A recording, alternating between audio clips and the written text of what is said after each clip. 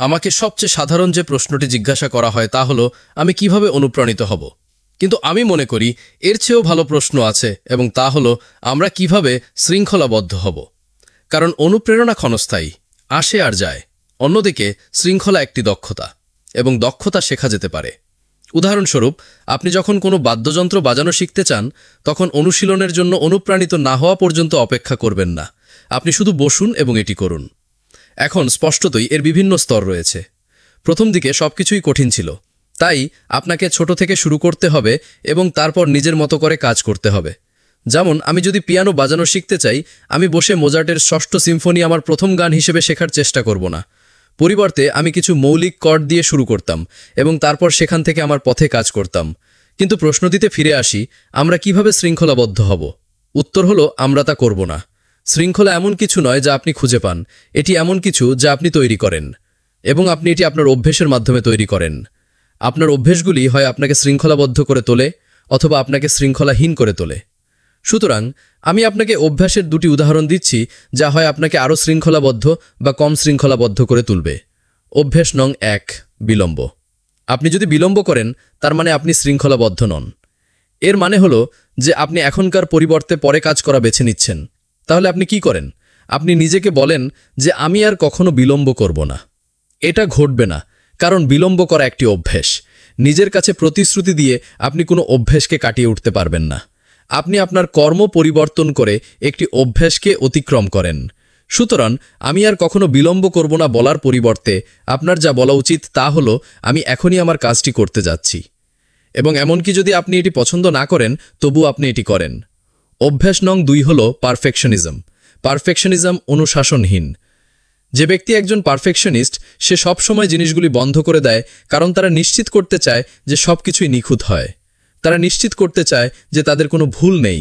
তারা নিশ্চিত করতে চায় যে সব কিছু যেন একেবারে নিখুঁত হয়। তাহলে তারা কি করছে? শেষ পর্যন্ত তারা কিছুই করেন না। তারা বিলম্ব করে কারণ তারা নিখুঁত মুহূর্তের জন্য অপেক্ষা করছেন। তারা সঠিক সময়ের জন্য অপেক্ষা করছেন। তারা সবকিছু নিখুঁত হওয়ার জন্য অপেক্ষা করছেন, যাতে তারা শেষ পর্যন্ত পদক্ষেপ নিতে পারেন। আর এখানেই সমস্যা দেখা দেয়। যখন আপনি পারফেকশনিজমের একটি ধ্রুব স্থিতিতে বাস করেন, তখন আপনি যা করছেন তা হলো আপনি নিজেকে পঙ্গু করে দিচ্ছেন। কারণ এক পর্যায়ে আপনাকে কেবল কিছু করার সিদ্ধান্ত নিতে হবে। আপনাকে অসম্পূর্ণ পদক্ষেপ নেওয়ার সিদ্ধান্ত নিতে হবে। সুতরাং এখানে নিচের লাইন: কিছু করার জন্য অনুপ্রাণিত না হওয়া পর্যন্ত অপেক্ষা করবেন না।